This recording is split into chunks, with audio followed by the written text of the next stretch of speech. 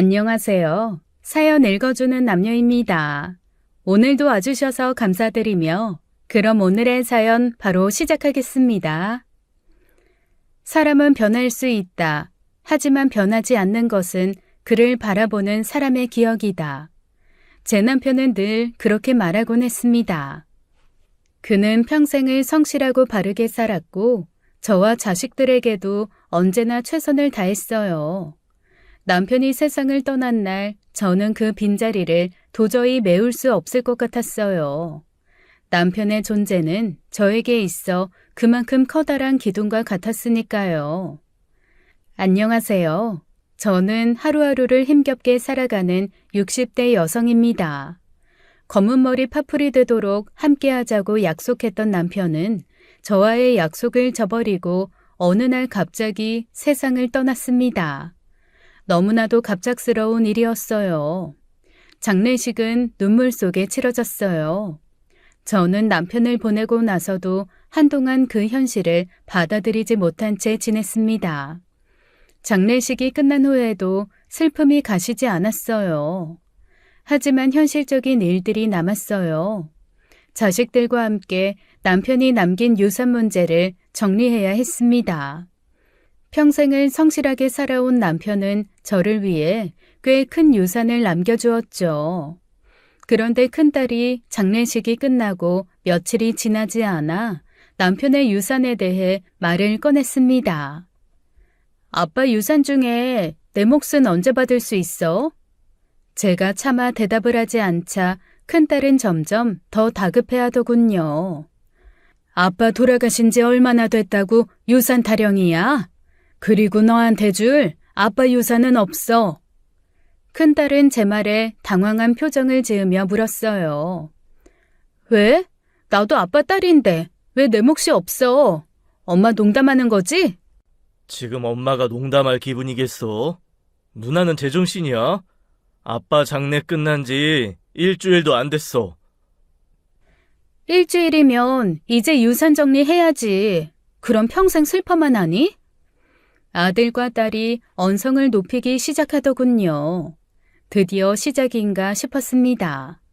저는 더 이상 숨길 수 없겠다는 생각에 남편의 유언을 공개했어요. 그 유언에는 특이한 내용이 있었죠. 놀랍게도 큰딸에게 유산을 주지 말라는 내용이었습니다.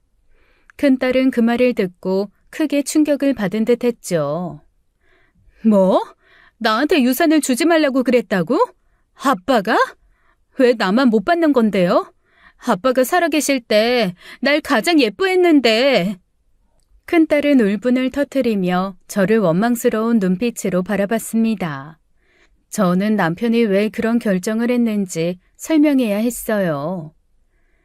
네 아빠가 그렇게 널 예뻐했는데 넌 왜 그 양반 가슴에 대못을 박았니? 네 아빠가 죽으면서도 널 걱정하면서 죽었어. 내가 뭘 잘못했다고? 정말 몰라서 물어? 돈만 생기면 쇼핑이다 옷이다 다 써버리고 나중에는 너 바람나서 이서방이랑 이혼하고 그거 네 아빠가 다 보면서 얼마나 매일 밤을 울었는지 알아? 네 아빠가 얼마나 강철 같은 남자였는지 니들도 잘 알잖아. 나 네 아빠 평생에 우는 거 한 번을 못 보고 살았었다. 시부모님 돌아가셨을 때도 동생들 생각해서 눈물 한 방울 안 흘리던 양반이었는데 그런 네 아빠가 너 바람나서 이혼 소송한다니까 마시지도 못하는 술 마시면서 매일을 우시더라. 그런데 이제와 무슨 유산이야?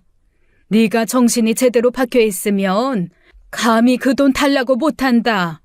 제 말에 큰딸은 참을 수 없다는 듯이 소리쳤어요. 그때 나도 힘들었어. 아빠만 울었어? 나도 매일 밤 울었다고. 솔직히 나만큼 힘들었겠어? 왜 나한테만 뭐라고 그러는 거야? 큰딸은 자신의 외도와 사치가 모두 사위가 자신을 외롭게 버려둬서 그런 거라고 주장했었어요. 하지만 당시 이서방도 살아보겠다고 매일 야근을 하며 주말도 없이 살았던 걸요. 나도 힘들었어라는 큰딸의 말만큼 무의미하고 허무한 말이 없더라고요. 그때 아들이 나섰습니다. 엄마 말이 맞아, 누나. 누난 자격 없어. 아빠 유산 받으면 누나는 얼마 안 가. 그 돈 다 써버릴걸? 나는 누나가 아빠가 평생을 바쳐 힘들게 모은 돈 그렇게 쓰는 거 두고 볼 수 없어. 네가 뭔 상관이야? 끼어들지 마. 엄마, 나 그 돈 필요해. 좋다 싫다가 아니라 당연한 내 몫을 달라는 거잖아. 법이 정한 내 몫이라고. 내 거 달라는 거잖아. 당연한 게 어디 있어. 무슨 당연이야. 아빠 유산 모두 엄마 거야. 한 푼도 건드릴 생각하지 마. 큰딸과 아들의 언쟁이 점점 격해지자 집안 분위기는 그야말로 참담했죠. 남편 죽은 지 일주일 됐는데 자식들이 유산 가지고 싸우는 것만큼 저를 비참하게 만드는 게 또 있을까요? 저는 큰딸에게 말했습니다. 박주미, 그만해. 네 정신부터 먼저 차려. 너 정신 차리면 그때 내가 다시 생각해보마. 하지만 큰딸은 제 말을 받아들이지 않았습니다. 오히려 저를 향해 날카롭게 말했죠. 엄마가 안 주면 내가 못 받고? 소송 걸면 끝이야. 나 엄마가 내 돈 안 주면 소송 걸 거야. 끝까지 싸울 거라고. 법이 괜히 있는 줄 알아? 소송 걸고 싶으면 걸어. 정말 엄마한테 그렇게까지 하고 싶으면 그렇게 해. 그러자 큰딸은 화도 내고 울기도 하더군요. 대체 왜 그래? 내 돈이잖아. 아빠가 나한테 남겨준 내 돈이라고. 왜 나만 못 받는 건데? 왜 나만 안 줘? 그때 작은 딸이 나서서 큰 딸을 진정시키더군요. 언니, 속상한 마음 알아. 그런데 아빠 유언이 있잖아. 일단 진정하고 엄마가 말한 대로 차분히 생각해보자. 평소 큰딸과 작은딸은 사이가 각별했어요. 큰딸이 바람나서 이혼당할 때도 작은딸만큼은 자기 언니를 챙기며 위로해 주었었죠. 하지만 이 순간 큰딸은 작은딸의 말도 들으려 하지 않았습니다. 큰딸은 여전히 울다가 화를 냈다가 중얼거리듯 말했어요. 내가 이렇게 가만히 있을 줄 알아? 절대 아니야. 그래, 엄마 말대로 소송 걸게. 원하는 게 그거지? 알았어. 나 엄마랑 끝까지 싸울 거야. 언니, 우리들 속상하게 왜 그래? 너무 성급하게 행동하지 말고 조금만 생각해보자. 어? 언니. 그러나 큰딸은 작은딸의 팔을 뿌리치고 거칠게 집을 나가버렸습니다. 문 앞에 서서 저를 향해 마지막으로 소리쳤어요. 나 이제 엄마 안 봐. 엄마랑 영 끊을 거라고. 두고 봐. 내가 소송에서 이겨서 아빠 돈 다 뺏을 거야. 아니, 내 목 다 챙길 거야. 그렇게 큰딸은 문을 세게 닫고 집을 나가버렸습니다. 큰딸이 떠난 후 저는 그 자리에 앉아 깊은 한숨을 내쉬었어요. 큰딸의 분노와 슬픔을 제가 어찌 모르겠어요. 아들과 작은딸에게는 정해진 몫의 유산을 주는데 자기만 못 받았으니 말입니다. 하지만 남편이 죽기 전 제게 신신당부한 말을 저는 잊을 수도 없었고 외면할 수도 없었어요. 죽는 그 순간까지도 큰딸을 걱정하며 제게 부탁을 한 게 있었거든요. 엄마, 너무 신경 쓰지 마세요. 누나도 언젠가 엄마 마음 이해할 거예요. 말은 저렇게 해도 다시 돌아올 거야. 그래, 엄마. 내가 언니는 밤낮으로 잘 살펴볼게. 아들과 작은딸의 위로를 들으며 저는 조금은 안도했지만 큰딸을 향한 마음은 쉽게 가라앉지 않았습니다. 그리고 몇 달이 흘렀어요. 큰딸은 정말 자기 말에 책임을 지듯 제게 연락 한 통이 없었어요. 저는 큰딸의 소식을 작은딸을 통해서만 간간히 들었죠. 하지만 시간이 지날수록 큰딸에 대한 걱정이 점점 커졌습니다. 아무리 화가 났더라도 딸이 이렇게 오랫동안 연락을 하지 않은 건 처음이었거든요. 마음속에서 불안감이 쌓여만 갔습니다. 그러던 어느 날 저녁 집에 돌아가던 중이었어요. 아파트 단지 입구에 들어섰을 때 낯선 남자가 저를 뚫어지게 쳐다보며 서 있었습니다. 그 사람은 아무 말 없이 저를 바라보는데 뭔가 불쾌한 표정이었어요. 행여나 시비를 걸까봐 집으로 서둘러 가려는데 그 남자가 제게 다가왔습니다. 김미자 씨죠? 누구세요? 하지만 남자는 대답하지 않고 여전히 저를 노려보기만 했어요. 그 순간 제 마음속에 두려움이 느껴졌습니다. 그 남자가 왜 저를 보고 저러는지 알 수 없었거든요. 무엇보다 제 이름을 알고 있으니 말입니다. 누구신데 그러시냐고요? 저 아세요? 잠시 침묵이 흐른 후 그 남자는 무례하게 입을 열더군요. 박주미, 알죠? 아줌마 딸내미. 주미가 아줌마한테 받을 돈이 있는데 지금 그 돈 안 주고 있다면서요. 주미가 받아야 할 정당한 몫의 유산인데 왜 안 줍니까? 저는 그 말에 깜짝 놀랐습니다.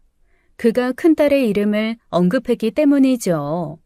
전혀 모르는 사람이었는데 왜 갑자기 큰딸의 유산 이야기를 꺼내는 건지 이해할 수 없었습니다.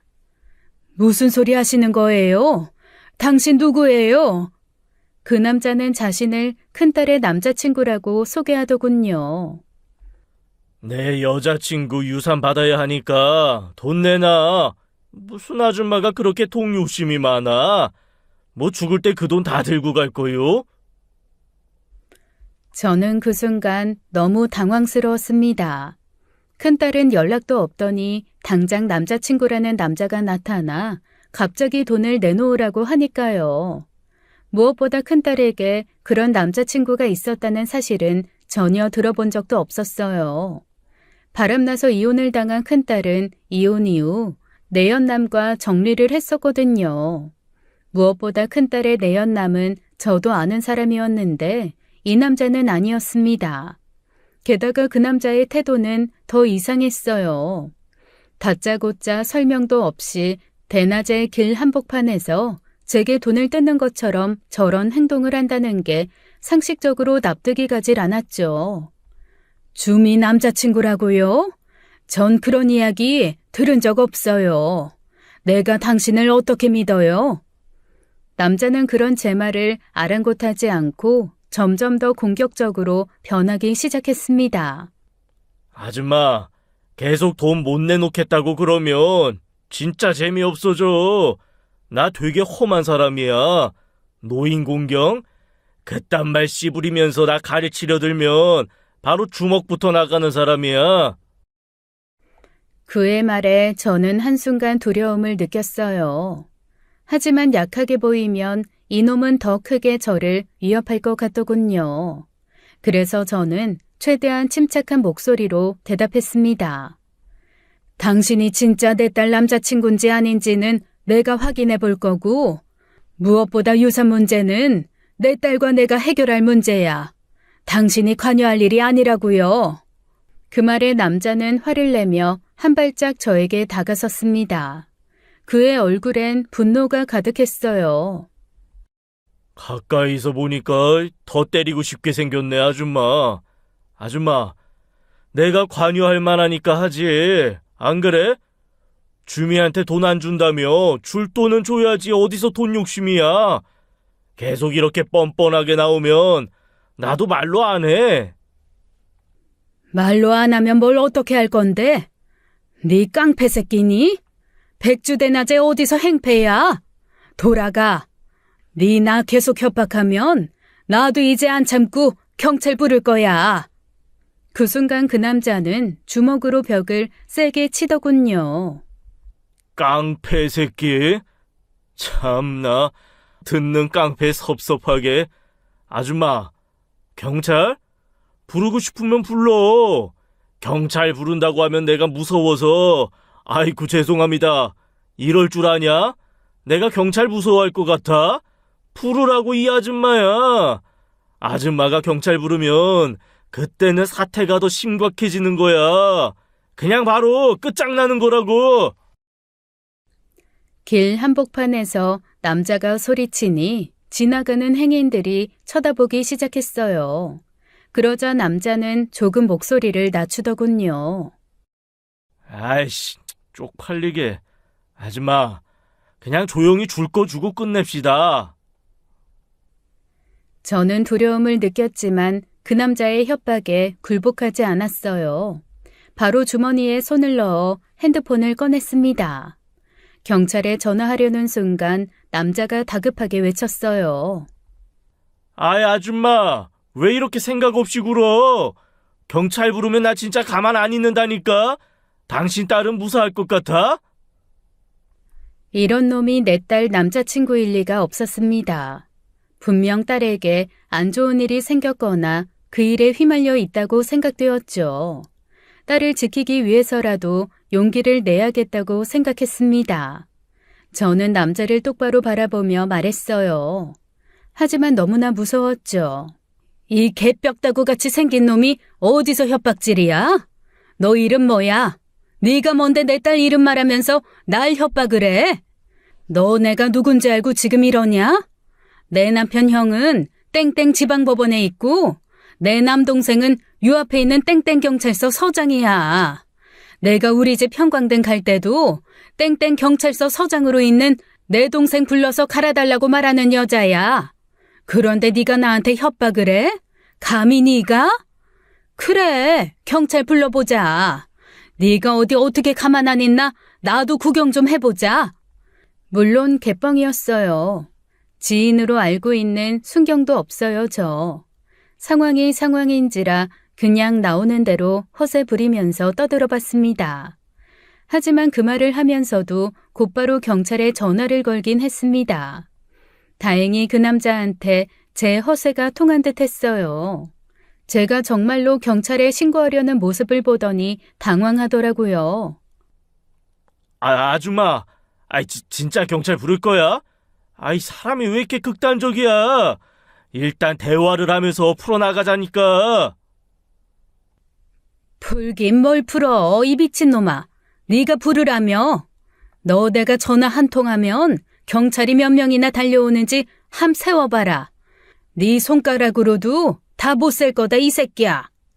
저는 그놈의 말을 무시하고 경찰과 통화를 이어갔습니다.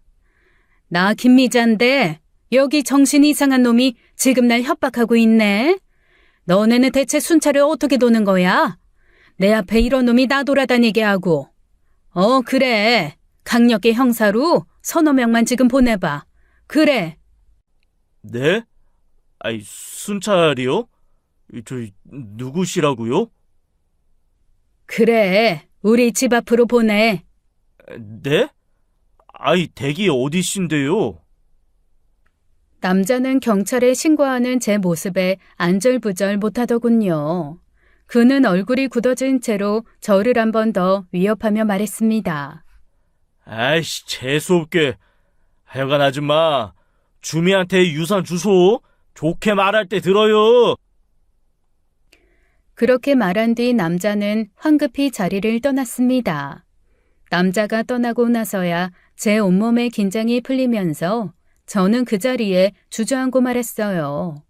정말 너무 무섭더라고요. 내 딸 주미야. 그 남자가 완전히 사라지자 저는 곧바로 큰딸에게 전화를 걸었습니다. 딸에게 무슨 일이 생긴 건지 너무 걱정이 되었거든요. 왜 전화했어? 주민이? 별일 없어? 너 지금 안전한 거야? 너 지금 무슨 일 있는 거야? 너 지금 어디야? 하나씩 물어. 왜 그래? 나 별일 없어. 지금 네 남자친구라고 하는 놈이 나타나서 나한테 유산 내놓으라고 협박하고 갔어. 안 내놓으면 너 큰일 난다면서. 대체 그게 무슨 소리야? 전화를 받은 큰딸은 한동안 아무런 대답도 하지 않았습니다. 그 침묵이 저를 더욱 불안하게 만들었죠.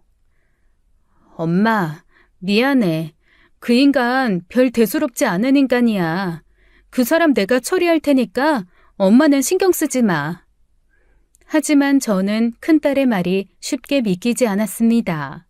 여전히 큰딸의 안위가 걱정되었어요. 저는 의심 가득한 목소리로 물었습니다. 정말 그 남자가 네 남자친구 맞아? 그놈이 너도 협박하니? 큰딸은 대답을 피하는 듯 했습니다. 내가 알아서 한다니까. 엄마 걱정할 일 없어. 그럼 걱정이 안 되게 살아. 매번 이게 뭐야? 너 때문에 내가 잠도 못 자고 너 걱정하는 거 알아? 남자를 만나도 똑바로 된 놈을 만나라고. 그냥 나 죽었다고 생각하고 신경 끊으면 되잖아. 누가 엄마한테 내 걱정해달래? 누군 하고 싶어서 하니? 네가 내 자식이니까 하는 거지. 수화기 너머에서는 한동안 말이 없더군요. 내가 엄마 자식이었어? 몰랐네. 그래 미안해. 걱정시킬 일 안 만들게. 그러니까 이제 걱정하지 마. 미안해. 다음에 연락할게. 그렇게 말한 후 큰딸은 전화를 끊었습니다. 그리고 그 이후로는 큰딸에게 다시 전화를 걸어도 받지 않더군요. 그 침묵이 더 저를 불안하게 만들었어요. 큰딸이 무슨 일에 휘말린 건 아닌지 걱정이 커져만 갔죠. 저는 결국 작은 딸에게 이 사실을 털어놓았습니다. 엄마, 내가 언니랑 연락하고 있으니까 무슨 일이 있는지 물어볼게. 그리고 내가 언니 잘 살펴보고 있어. 그러니까 걱정 마. 일단 오늘 일도 언니한테 물어보고 나중에 다시 말해줄게. 작은 딸의 말을 듣고 나서도 마음은 여전히 불편했어요. 큰딸이 직접적인 이야기를 하지 않는 것만큼이나 작은 딸에게 모든 걸 맡기기만 하는 것도 불안했거든요. 하지만 지금으로서는 작은 딸을 믿고 있을 수밖에 없었죠. 그렇게 큰딸과의 갈등이 생기고 2년이 흘렀습니다. 다행히 그 남자는 그 이후 다시는 나타나지 않더라고요. 하지만 큰딸과는 여전히 연락이 끊긴 채 지내고 있었어요. 저는 그동안 미련과 걱정이 마음 한편에 자리 잡고 있었죠. 2년간 후회를 한 적도 많이 있었어요. 남편의 유산을 그냥 줬으면 우리 사이가 이렇게 되지 않았을 테니까요. 하지만 남편의 큰 뜻을 저버릴 수 없었습니다. 그래서 그 사건 이후에 먼저 큰딸에게 연락을 시도하지 않았어요. 그저 시간이 해결해 주길 바랐던 것 같아요. 다행히 큰딸은 작은 딸과는 왕래도 하고 연락도 자주 하는 듯 했죠. 그러던 어느 날 작은 딸에게서 전화가 왔습니다. 그런데 작은 딸의 첫 마디는 정말 예상치 못한 소식이었어요. 엄마, 언니, 이제 정신 차리고 잘 살고 있는 것 같아. 저는 그 말을 듣고 깜짝 놀랐습니다. 큰딸이 정신을 차렸다는 말에 놀라지 않을 수가 없었어요. 정말이야? 무슨 일이 있었던 거야? 작은 딸은 큰딸의 상황을 차근차근 설명해 주었습니다. 언니, 일도 잘 다니고 있어. 작은 회사긴 한데 지금 2년째 잘 다니고 있고 애도 잘 돌보면서 혼자 열심히 살고 있어. 엄마도 한번 가서 보면 좋을 것 같아. 제가 그토록 기다리던 소식이었습니다. 순간 눈물이 핑 돌더군요. 2년 동안 연락을 끊은 딸이 정말로 변했을까 너무 궁금했어요. 그동안 큰딸을 원망하고 미워했던 감정이 있었지만 시간이 지나면서 그리움만이 더 커진 건 사실이었으니까요. 결국 저는 큰딸을 만나기로 결심했습니다. 작은 딸의 말을 듣고 마음먹었죠. 큰딸이 정말로 정신 차리고 잘 살고 있다면 이제 제 인생에 더 바랄 것이 없었습니다. 그렇게 작은 딸이 알려준 원룸 주소를 확인하고 큰딸을 만나러 가기로 했습니다. 큰딸이 그동안 어떻게 지냈는지 궁금했어요. 저는 딸이 좋아하던 음식을 준비해서 큰딸이 살고 있다는 원룸으로 향했습니다. 큰딸이 어릴 때부터 좋아하던 음식들을 싸면서 마음속에서는 여러 가지 감정이 교차했어요. 설렘, 불안, 그리고 조금 남아있는 서운함까지요. 큰딸이 살고 있는 원룸에 도착했을 때 저는 생각보다 허름한 건물에 놀랐습니다. 딸이 그동안 얼마나 어려운 생활을 했는지 직감할 수 있었죠. 낡은 건물 외관과 작은 원룸 앞에 서서 한동안 망설였습니다. 초인종도 누르지 못하고 20분 넘게 그 원룸 앞에 서 있었어요. 큰딸이 저를 어떻게 맞이할지, 2년 만에 만나는 우리는 어떤 대화를 나눌지 여러 가지 생각이 머릿속을 스쳐 지나갔습니다. 그때 큰딸이 살고 있던 원룸의 현관문이 열렸어요. 쓰레기를 버리러 가기 위해 집을 나선 큰딸과 눈이 마주쳤습니다. 딸은 저를 보자마자 순간 당황한 표정을 지었지만 이내 미소를 지으며 저를 맞이하더군요. 주아한테 이야기 들었어. 엄마 곧 찾아올 거라고. 뭐하고 서 있어? 어서 들어와. 오랜만이네 엄마. 그 말에 저는 고개를 끄덕이며 방으로 들어섰어요. 우리는 몇 초간 말없이 서로를 바라보며 서 있었습니다. 그 짧은 순간 동안 수많은 감정이 교차했죠. 2년 동안 쌓였던 서운함, 걱정, 그리고 반가움이 뒤섞여 복잡한 감정이 밀려왔습니다. 방 안에는 주방과 이부자리, 그리고 작은 책상이 하나 있었어요. 이부 자리에는 이제 유치원에 다니고 있는 손자가 누워서 낮잠을 자고 있었습니다. 지우가 감기에 걸려서 오늘은 유치원을 못 갔네. 내 손자 많이 컸다. 작은 원룸 안으로 들어선 저는 곧바로 딸이 얼마나 열악한 환경에서 생활하고 있는지 느낄 수 있었어요. 딸과 손자가 함께 살고 있는 이 좁은 공간이 예상보다 훨씬 초라하고 힘들어 보였죠. 모든 건 낡은 가구와 좁은 방이 말해주고 있었어요. 딸이 그동안 얼마나 어려운 생활을 하고 있었을지 그제야 조금씩 감이 오기 시작했습니다. 엄마, 미안해. 뭐가 미안해? 그냥 그 모든 게 다 미안하고 계속 미안해. 큰딸은 고개를 숙이며 먼저 사과를 건넸습니다. 진심 어린 목소리를 들으니 제 마음속에서 억눌려 있던 감정들이 서서히 풀리기 시작하더군요. 물론 과거의 상처가 쉽게 지워지는 건 아니었어요. 딸이 외도와 사치로 저와 남편에게 상처를 준 일, 그 기억들은 여전히 저를 아프게 했죠. 하지만 딸의 미안함이 담긴 목소리에 저도 조금씩 마음을 열기 시작했습니다. 괜찮아. 너도 많이 힘들었을 거야. 제 말에 큰딸은 눈물을 흘리며 말을 이어갔어요. 그때 내가 왜 그렇게 살았는지 이제 와서 정말 이해가 안 돼. 내가 정말 어리석었어. 정말 내가 너무 못됐어. 엄마, 나 이제는 후회만 남아. 큰딸은 과거의 잘못을 인정하며 후회하고 있었습니다. 그 말에 저는 아무런 대답을 하지 않고 그저 고개만 끄덕였어요. 말을 하지 않아도 그 순간 딸의 진심이 느껴졌기 때문입니다. 이제 다시 시작하면 돼. 앞으로는 더 잘 살아가면 돼. 제가 그렇게 말하자 큰딸은 눈물이 고인 눈으로 저를 바라보며 말했습니다. 아이를 키우다 보니 이제야 부모 마음을 조금 알겠어. 내가 그때 엄마 아빠한테 너무한 것 같아. 정말 미안해. 그 말을 들은 순간 제 마음속에 이제 됐다라는 마음이 들었어요. 이제 내 딸을 용서하자고요. 할머니?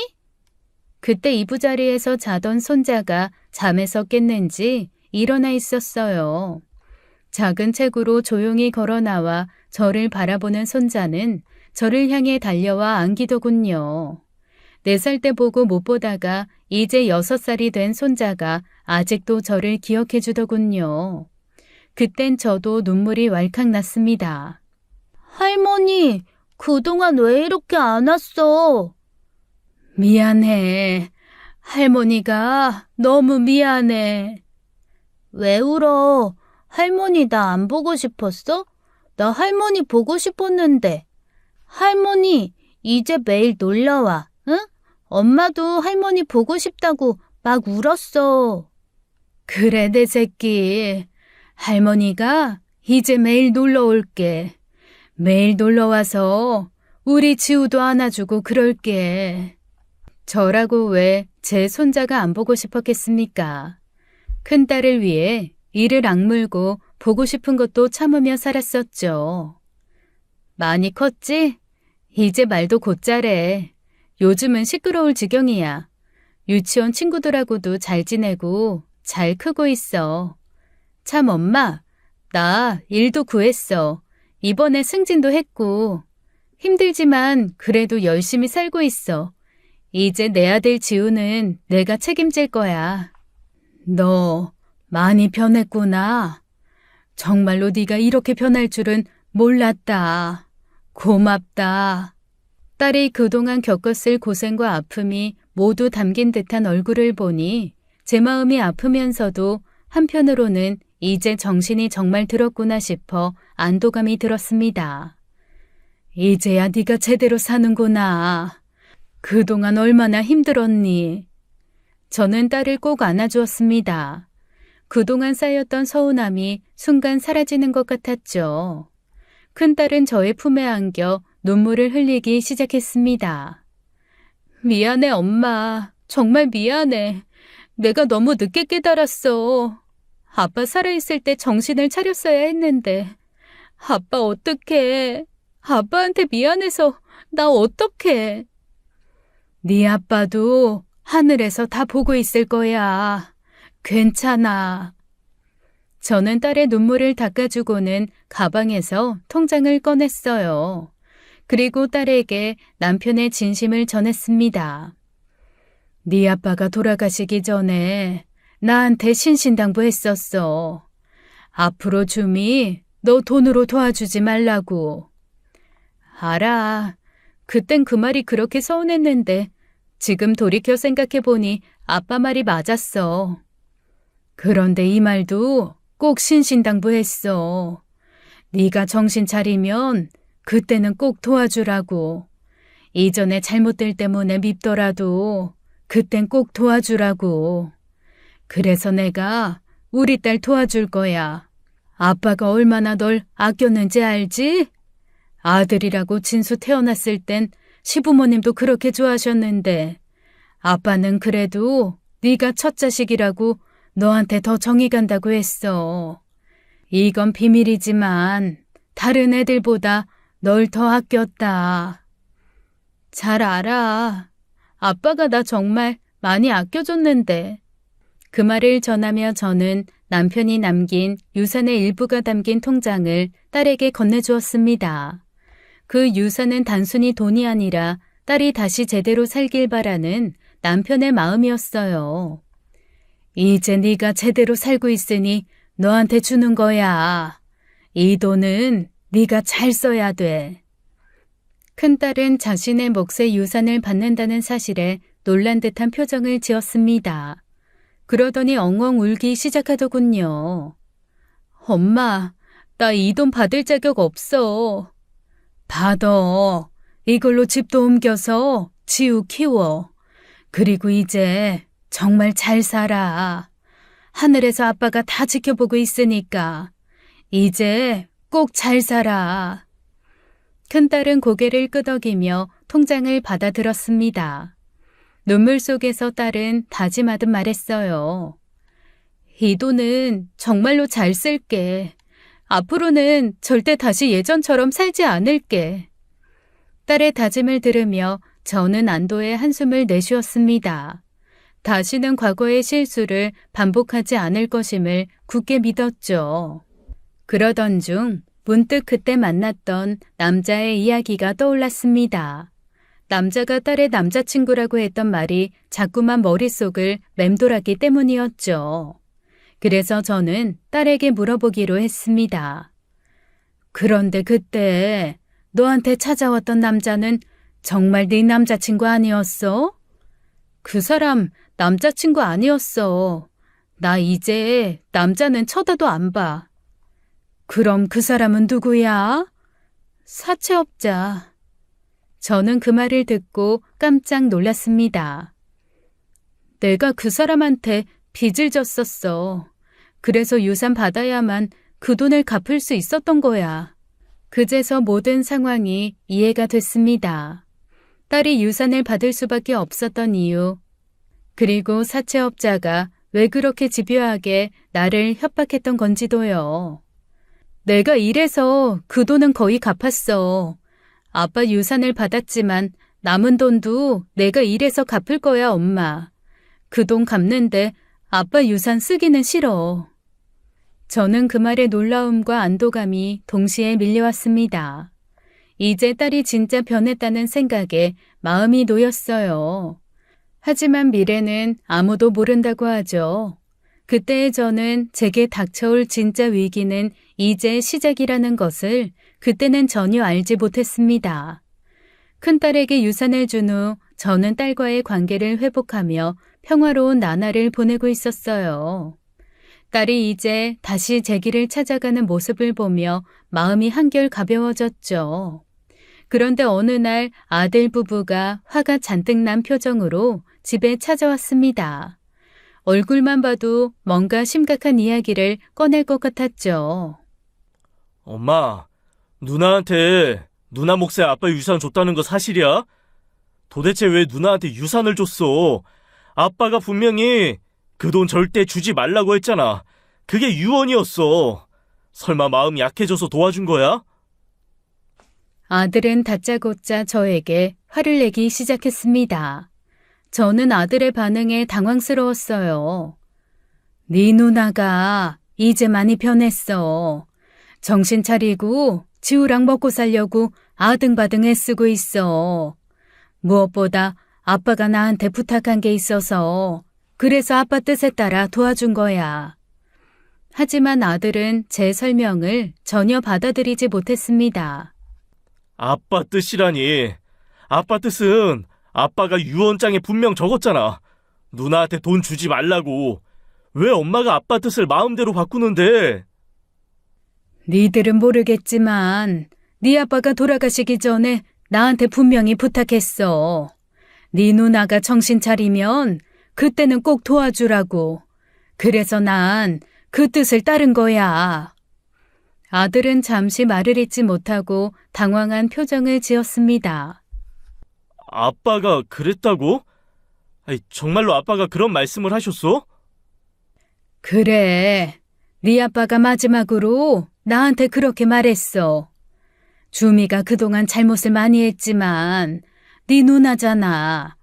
지난 일들 많이 반성하고 뉘우치고 있어. 그러니 가족인 우리가 도와주자. 아들은 잠시 침묵하더니 고개를 천천히 끄덕였습니다. 그 말이 사실이라면 엄마 탓하지 않을게. 그런데 난 누나가 정말 변했다고 생각하지 않아. 그게 무슨 말이야? 주미 만나본 적이 있어? 최근엔 만난 적 없지만 네 누나 정말 많이 변했. 엄마, 사람은 절대 바뀌지 않아. 절대 바뀌지 않는 게 인간이라고. 난 누나가 변했다는 거 절대 못 믿어. 고작 2년 조금 지났다고 저렇게 반성을 한다고? 그게 말이 된다고 생각해? 난 누나가 진심으로 뉘우쳤다고 생각 안 해. 그냥 돈이 필요하니까 그런 척하는 거지. 엄마가 누나한테 속은 거야. 옆에 있던 며느리도 아들의 말에 고개를 끄덕이며 조용히 있더군요. 네가 누나 믿기 어려워하는 거 알지만 네 누나 엄마한테는 내 자식이야. 엄마가 내 자식을 모르겠니? 네 누나 편한 거 맞아. 그러니까 엄마는 내 딸한테 한 번 더 기회를 주고 싶어. 그러니까 진수야. 그러니 제발 너도 누나 한 번만 믿어주면 안 될까? 아들은 잠시 저를 바라보더니 고개를 숙이더군요. 미안해, 엄마. 내가 너무 화를 냈어. 알았어. 엄마가 그렇게까지 말하니 나도 한번 믿어볼게. 아빠 뜻 제대로 알지 못하고 내가 경솔하게 굴었다. 저는 아들의 어깨를 가볍게 두드리며 따뜻하게 말했습니다. 괜찮아.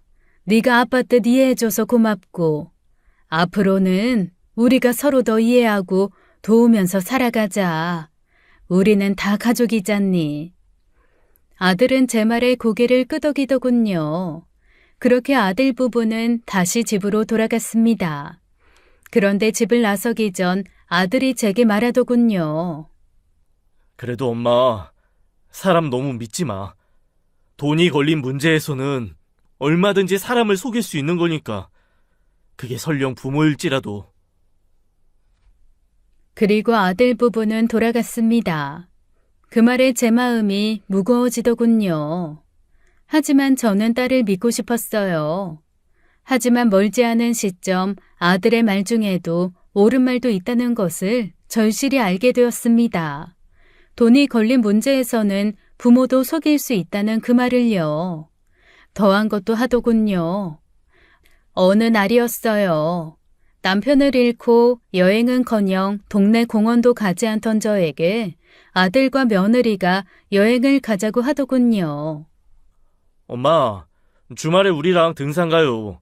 아버지 살아 계실 때는 저희하고 자주 등산도 가고 그랬잖아요. 집에만 있지 마시고 오랜만에 같이 나들이 가요. 집에만 그렇게 있으시면 건강에도 안 좋고 우울증 생겨요. 며느리도 옆에서 웃으며 덧붙였습니다. 그래요, 어머님. 이번에 저희랑 함께 산에 가서 바람도 쐬고 즐거운 시간 보내요. 오랜만에 아들 부부와 시간을 보낼 생각에 저는 기뻤습니다. 남편이 죽고 가족끼리 이렇게 여유로운 시간을 보낸 적이 없었거든요. 그래서 저는 아들 부부의 그 제안을 흔쾌히 수락했습니다. 그래, 네 아빠 살아있을 적에는 정말 전국에 있는 산은 다 가봤는데 네 아빠가 산을 좀 좋아했었니? 그래도 고맙다. 이렇게 나 생각하고 챙겨줘서. 주말에 함께 가자. 엄마 정말 기대된다. 주말이 되자 아들과 며느리는 저를 차로 데리러 왔습니다. 차 안에서 우리는 이런저런 대화를 나누며 즐겁게 시간을 보냈어요. 분위기는 아주 화기애애했죠. 그러나 도착한 곳은 저희 부부가 이전에 다니던 등산로가 아니었습니다. 주변은 외딴 곳처럼 보였고 사람이 거의 보이지 않았어요. 여기는 사람들이 많이 오지 않는 곳인가 보네. 길도 너무 나빠서 다니기도 힘들다. 그러자 아들은 웃으며 대답했습니다. 원래 등산객들 많은 길인데 오늘은 유난히 사람이 없네. 그래도 좋잖아, 엄마. 우리 집이 전세 낸 것 같네. 아이, 공기 좋다. 간만에 나오니까 정말 좋네. 엄마, 여기가 잘 알려지지 않은 곳인데 은근 멋지고 조용하고 좋아. 산길은 너무 한적했고 다른 등산객의 모습은 전혀 보이지 않았어요.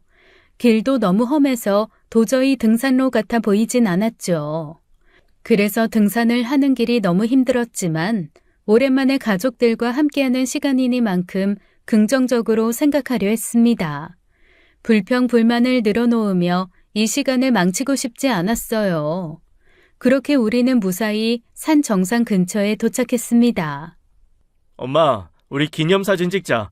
아이, 저기 풍경 죽여준다. 저기 서보세요. 내가 찍어줄게. 저는 깜짝 놀라며 고개를 저었어요. 아들이 서보라는 절벽 근처는 너무 위험해 보였기 때문이었죠. 아유, 아니야. 저긴 너무 무섭다, 얘. 그냥 여기서 사진 찍으면 돼. 하지만 아들은 저를 설득하려 들었습니다. 괜찮아, 엄마. 멀리 내려가지 말고 여기 언저리에 서 있으면 되지. 엄마 봐봐. 이런 풍경을 어디서 봐. 내가 사진 기똥차게 찍은 다음 현상해줄게. 집에 걸어놓자. 그래요, 어머니. 남는 건 사진뿐이 없어요. 아들과 며느리의 다정한 말에 저는 잠시 고민했습니다. 그러나 그 꺼림칙한 느낌은 여전히 남아 있었어요. 절벽 근처는 정말 위험해 보였거든요. 과연 안전할지 의문이 들었습니다.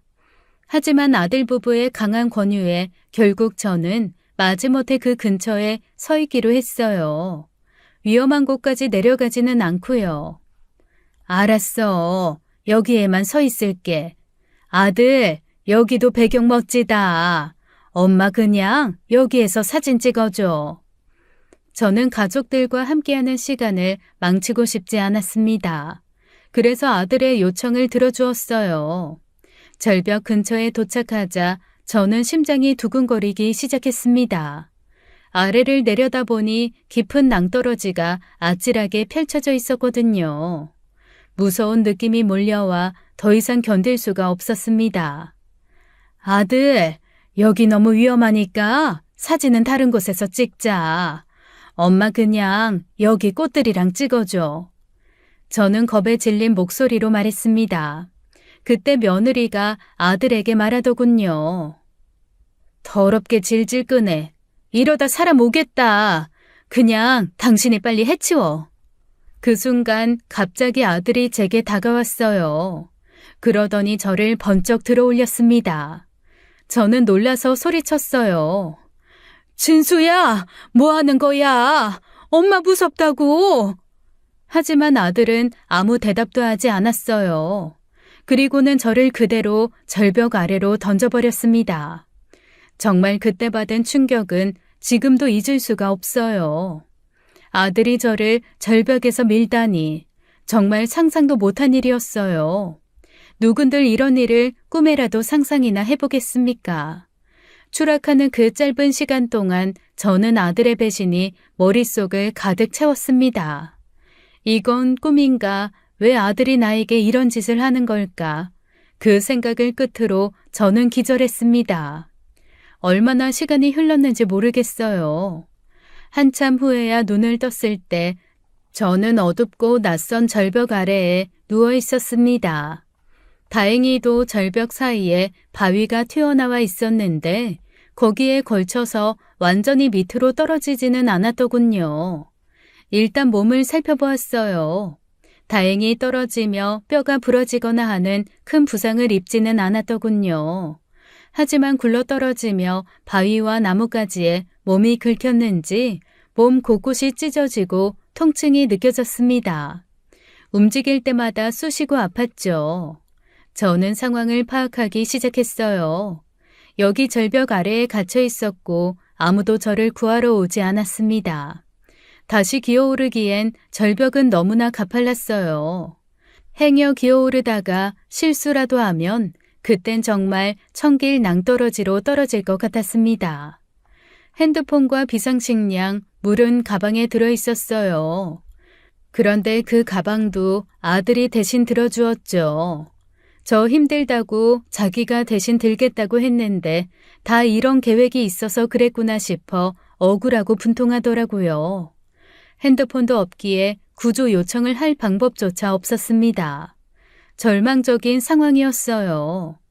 무엇보다도 왜 아들과 며느리가 저를 절벽 아래로 밀어버렸는지 도저히 이해할 수가 없었습니다. 진수야, 박진수, 너 대체 무슨 생각으로 이런 짓을 했니? 대체 왜 그랬어? 그 생각이 머릿속을 가득 채웠습니다. 시간이 흐르면서 밤이 찾아왔고 어둠과 추위가 저를 덮쳤어요. 등산을 할 때는 더웠는데 산의 밤은 참 춥더군요. 추위 속에서 저는 홀로 남겨졌고 목은 점점 타들어갔습니다. 몸은 이미 지쳐버렸고요. 갈증과 굶주림에 시달리며 저는 겨우 버텼습니다. 그것도 무려 4일을요. 4일이라는 시간이 흐르는 동안 점점 더 정신이 혼미해졌어요. 먹은 것은 없고 물도 못 마시니 몸은 점점 약해졌죠. 갈증과 배고픔에 시달리며 점점 죽음의 문턱으로 다가가는 느낌이었습니다. 이 무슨 인생이니? 어떻게 아들 손에 죽을 수가 있어? 아휴, 여보, 건영 씨, 나 좀 도와줘요. 나 좀 살려줘. 나 이대로 죽을 수가 없어. 너무 무서워. 저는 그렇게 생각하며 눈물을 흘렸습니다. 하지만 다가오는 죽음을 막을 수 없다 생각했죠. 그렇게 끝이구나 하고 절망 속에 빠져 있었는데요. 그때 기적처럼 절벽 위쪽에서 인기척이 들렸습니다. 저는 그 소리를 듣고 마지막 남은 힘을 다해 소리쳤어요. 살려주세요! 여기 사람 있어요! 제발 살려주세요! 목이 찢어질 듯 아파왔지만 계속 소리를 질렀어요. 소리도 잘 나오지 않았지만 소리칠 수 있는 힘을 다 쏟아냈습니다. 그러자 위쪽에서 사람들의 목소리가 들려왔어요. 아, 이거 사람 목소리 아니야? 그런가? 아니, 뭐 그런 것 같기도 한데, 아이, 저 밑에서 들리는 것 같은데. 아, 거기 사람 있어요. 이봐요. 마침 절벽 근처에서 약초를 캐고 있던 신만이들이 저를 발견한 것입니다. 아유, 아줌마. 아이, 거기서 뭐하고 계세요? 에이, 떨어졌어요? 많이 다치셨어? 저는 힘겹게 대답했어요. 네, 다쳤어요. 저 곧 죽을 것 같아요. 제발 저 좀 살려주세요. 신만이들은 즉시 구조대를 불렀습니다. 저는 그때 이미 탈진한 상태였지만 그들의 도움 덕분에 목숨을 건질 수 있었어요. 저 하나 구하겠다고 헬기까지 날아오더군요. 저는 구조된 후 곧바로 병원으로 이송되었습니다. 다행히 크게 몸이 상한 곳은 없다고 하더군요. 다만 4일이나 굶었고 물을 마시지 못해서 탈진 상태였어요. 의사 말이 하루 이틀 구조가 더 늦어졌으면 살아있기는 힘들었을 거라고 하더라고요. 어떻게 그 험한 절벽으로 떨어졌냐는 의사 말에 저는 바로 경찰을 불러달라고 했습니다. 어떤 연놈들이 저 죽으라고 거기 데리고 가서 절 밀어버렸습니다. 네? 아이, 사고가 아니라 사건이라는 말씀이세요? 아이, 대체 누가 그런 못된 짓을? 짐승만도 못한 놈들 있어요. 바로 경찰들이 출동하더군요.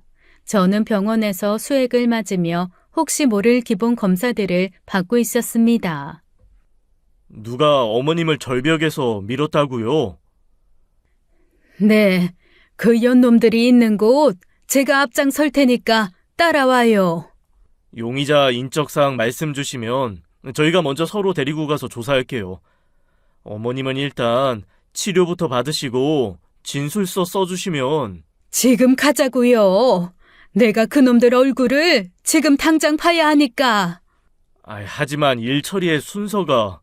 이 사람들아, 나 밀친 놈이 내 아들이라고. 그 절벽 아래로 날 던져버린 놈이 내 아들이라고. 내 아들이 지 엄마 죽으라고 그 절벽에서 밀었단 말이야. 그러니까 내가 지금 가서 내 아들 만나야겠다고요. 내가 직접 만나서 물어봐야 한다고. 너 왜 그랬냐고. 엄마 진짜 죽이려고 작정한 거냐고. 내 말 알겠어요, 경찰 양반? 경찰은 제 이야기를 듣고는 입을 벌린 채 아무 말도 못하더군요. 주변에 있던 간호사들도 하던 일을 멈추고 놀라서 저를 쳐다보았습니다. 이 사람들도 이렇게 놀랄 지경인데 제 심정이 어떻겠어요. 저는 바로 경찰차를 타고는 아들 집으로 향했습니다. 아들과 며느리를 다시 마주할 생각에 분노와 배신감이 그리고 슬픔이 끌어올랐어요. 하지만 제 마음속에서 단 하나의 결심만이 자리 잡았습니다. 절벽 아래 바위에서 4일간 죽어가며 결심한 것이었죠. 이제 너희에게 용서란 없다. 아들 집에 도착한 저는 초인종을 눌렀어요. 누구세요? 나다. 문 열어라. 순간 아들은 아무 대답을 못하더군요. 하긴 무슨 대답을 하겠어요. 문도 못 열어주더군요. 아마 아들놈은 집안에서 너무 놀라 기절 직전이었을 겁니다. 죽은 줄 알았던 자기 엄마가 멀쩡히 살아서 자기 집까지 찾아와 초인종을 누르니까요. 진수야, 네 엄마야. 문 열어. 엄마 안 죽고 살아왔다. 박진수 씨, 문 여세요. 경찰입니다. 문 여세요. 경찰이 계속 문을 두드리자 결국 아들이 한참 만에 문을 열더군요. 아마 오만 생각을 다 하고 있었겠죠. 어떻게 빠져나가야 할지를요. 문을 열고 저를 본 아들과 며느리의 얼굴은 공포에 질려 있었습니다. 귀신 아니요. 뭘 그리 놀라? 엄마가 어떻게... 아들은 말을 잇지 못했습니다. 아들 부부가 절 절벽 아래로 밀어버렸을 때 제가 죽었다고 확신했을 거예요. 하지만 전 그 앞에 살아 돌아와 서 있었습니다. 그리고 그들이 저지른 일에 대한 처벌을 내리기 위해 저승사자처럼 서 있었죠. 어머니께서 말씀하시길 박진수 씨가 어머님을 땡땡산 절벽에서 밀었다고 하던데 맞나요? 그게 사실 저희 어머니가 치매가 있으셔서 저희도 한참을 찾았어요. 그 순간 저는 아들을 향해 다가가 뺨을 세게 때렸습니다. 머리 굴려서 생각해낸 게 겨우 치매냐? 응? 너 박진수, 내 아들이고 870305-12땡땡땡땡땡. 그리고 저것은 내 며느리 홍사라 891212. 이래도 치매냐? 네가 어떻게 이래? 어떻게 날 죽이려고 해? 어떻게 이러냐고? 제 목소리는 분노로 가득 차 있었습니다. 아들은 놀란 눈으로 저를 쳐다봤어요. 그동안 사랑하고 믿어왔던 아들이 저를 배신했다는 사실이 믿기지 않았습니다. 아이고 어머니 고정하세요. 경찰이 저를 말리더군요. 어머님, 오해세요. 그저 사고였어요. 저는 이어서 며느리 귀싸대기도 갈겨버렸습니다. 쩍하는 소리가 아들 집에 울려 퍼지더군요. 그렇게 하나뿐이 없는 며느리라고 아껴주고 그랬는데 이 짐승만도 못한 것들. 오해? 무슨 오해? 그게 무슨 사고니? 내가 발을 헛디뎠어? 내가 니들이 위험하다고 가지 말라는 곳으로 갔니? 내 아들 진수가 날 번쩍 들어서 니들이 절벽으로 날 던져버리지 않았니? 너 그때 뭐라 그랬어? 더럽게 질질 끈다고 그랬지? 그게 사고고 오해냐? 이 천벌받을 것들아. 엄마 미안해. 용서해줘. 나 진짜 그러기 싫었는데 이 사람이 다 시킨 거야.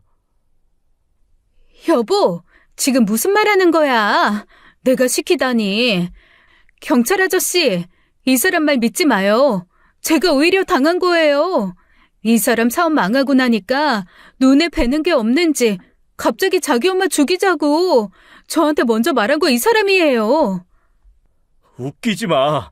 산에 가서 버리자고 한 거 다 네 계획이었잖아. 그래. 실종 신고 내역 살펴보세요. 이 사람이 엄마 실종된 곳 신고도 엉뚱한 곳으로 해서 일부러 찾지도 못하게 한 거라고요. 신고한 사람이 누군지 찾아보라고요. 이 사람이지. 아들 부부가 서로 니탓내탓하며 자기들 범죄를 자백하더군요. 그걸 지켜보는 경찰들도 어이없어 했죠. 어디서 서로 니 탓이다 하면서 탓을 해? 니들 둘이 그런 거야.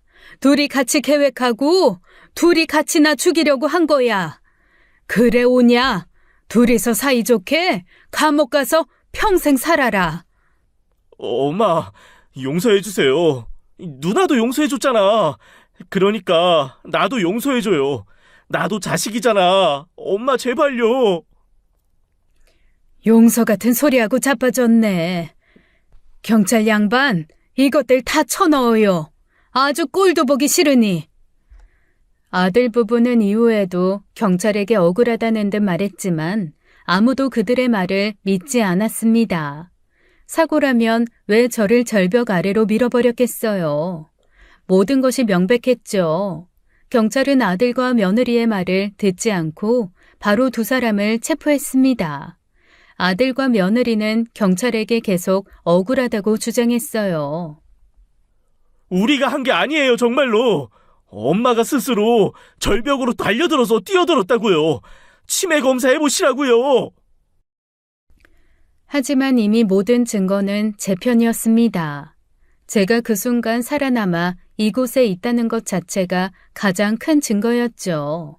경찰은 두 사람을 연행해 갔고 저는 한동안 그 자리에 서 있었어요. 이 모든 일이 믿기지 않았습니다. 제가 그토록 믿었던 아들이 절 죽이려 했다니 그 사실을 받아들이기가 너무도 힘들었죠. 경찰서에서 저는 더 충격적인 사실을 듣게 되었어요. 아들이 사업 실패로 인해 큰 빚을 졌고 그 빚을 갚기 위해 저의 재산을 노리고 있었다는 거요. 남편이 죽으며 받은 유산은 이미 탕진한 지 오래더군요. 결국 아들과 며느리는 제 재산을 손에 넣기 위해 저를 죽일 계획을 세웠던 것입니다. 제 마음은 찢어졌어요. 그동안 제가 믿고 사랑했던 아들이 저에게 이런 짓을 하다니요. 어떻게 그깟 돈 때문에 부모를 죽이려 합니까? 하지만 제가 기적적으로 살아남으면서 그들의 계획은 완전히 무산되고 말았죠. 이 모든 사실이 드러나자 저는 아들과의 연을 완전히 끊기로 결심했어요. 난 이제 너희와는 끝이다. 다시는 내 앞에 나타나지 마라. 저는 아들에게 단호하게 선언했습니다. 아들의 배신이 너무나 아팠지만 용서할 수도 없었어요. 더 이상 그들이 제 인생에 남아있을 이유가 없었습니다. 아들과 며느리는 결국 1심 법정에서 징역 10년의 실형을 선고받았습니다. 아들 부부가 저를 절벽 아래로 밀어버리려 했던 계획이 모두 밝혀진 후 법정에서 판사는 분노하며 판결을 했죠. 뻔뻔한 아들은 항소를 했지만 오히려 2심에서 형이 더 늘어 징역 15년이 확정되었습니다. 법은 그들에게 그에 상응하는 대가를 치르게 했죠. 법정에서 선고를 듣는 순간 저는 마음이 찢어질 듯이 아팠어요. 어떻게 그토록 사랑했던 내 아들이 날 죽이려 했는지 믿기 힘든 현실이었습니다. 하지만 전 마음을 굳게 새겼어요. 그날 이후 저는 아들과의 모든 연을 끊기로 했습니다. 아들의 배신은 너무도 큰 상처로 남아 다시는 그를 마주할 용기가 생기지 않았어요. 아들 부부가 감옥에 들어간 후 면회도 단 한 번도 가지 않았습니다. 용서할 수 없었기 때문이었죠. 저는 아들의 징역을 듣고 난 뒤에도 한동안 깊은 상처 속에서 지냈습니다. 그의 어린 시절이 떠오르고 그와 함께했던 수많은 추억들이 저를 괴롭혔어요. 그러나 이대로 주저앉아 있을 수만은 없다는 것을 알았습니다. 이제는 저 스스로를 위해 그리고 남아있는 딸들을 위해 살아가야 했습니다. 어느 날 큰딸과 작은딸이 저를 찾아왔어요. 두 딸은 저를 끌어안으며 말했습니다. 어떻게 진수가 그런 짓을... 엄마, 이제부턴 우리가 있어요. 우리가 앞으로 엄마 모실게요. 그 말에 전 큰 위로를 받았습니다. 비록 아들의 배신은 저를 무너뜨렸지만 두 딸이 곁에 있다는 사실이 제게 힘이 되었죠. 딸들과 함께 새 출발을 다짐하면서 저도 이제는 과거의 상처에서 조금씩 벗어나기로 결심했습니다. 과거의 상처를 완전히 지울 수는 없겠지만 저는 더 이상 그 상처에 매달리지 않기로 했어요. 두 딸과 함께 새롭게 시작해야만 했습니다. 저는 집을 정리하고 딸들과 더 가까운 곳으로 이사를 했어요. 그곳에서 우리는 새로운 생활을 시작했습니다. 과거의 아픔을 딛고 남은 삶을 이어가기 위해 저는 제 마음을 추스르고 일어났어요. 큰딸은 이제 더 이상 과거의 잘못을 반복하지 않고 새로운 일에 정착하며 아이를 잘 키우고 있었습니다. 작은 딸 역시 늘 곁에서 저를 지켜주고 응원해 주었죠. 이 둘이 저에게 남은 가장 소중한 가족이라는 생각이 들었어요. 다시는 아들의 얼굴을 보지 않겠다고 다짐했고 그 결심은 앞으로도 변치 않을 겁니다. 배신의 상처는 깊지만 남은 삶은 사랑하는 딸들과 함께 평온하게 보내기로 했어요. 아들과의 인연은 이제 끝이 났지만 저는 앞으로 딸들과 함께하는 새로운 인생을 살아가기로 마음을 굳혔습니다. 지금까지 사연 읽어주는 남녀였습니다. 끝까지 시청해주신 여러분 감사드리며 저희는 다음 사연으로 돌아올게요. 감사합니다.